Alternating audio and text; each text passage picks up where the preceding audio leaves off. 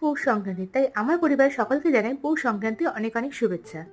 আর এই উপলক্ষে আমি বানিয়েছিলাম নলেন গুড়ের পায়েস, তাই রেসিপি আজ আমি তোমার সঙ্গে শেয়ার করবো। আর তার জন্য একটা পাত্রে একটু জল নিয়ে তার মধ্যে দিয়ে দেবো দুধটা, তাতে কিন্তু দুধটা নিচে পুড়ে যাওয়ার চান্স অনেক কম থাকে। এইবার দুধটা ভালো করে গরম করে কিছুটা দুধ আমি একটা পাত্রে তুলে রেখে দেবো, তার কারণটা তোমাদের নিশ্চয়ই জানাবো।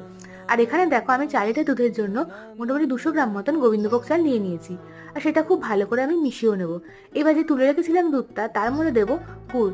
এইভাবে যদি তোমরা গুড়টা আগের থেকে দুধ তুলে নিয়ে তারপর ইউজ করো, তাহলে কিন্তু দুধটা কেটে যাওয়ার চান্স অনেক কম থাকে। এবার যখন চালটা সিদ্ধ হয়ে যাবে তখন আমি দেবো কয়েকটা বাতাসা, তাতে কিন্তু টেস্টটা অনেক দ্বিগুণ হয়ে যায়। আর তারপরে দেবো গুড়টা আর গুলে রাখা গুড়টাও।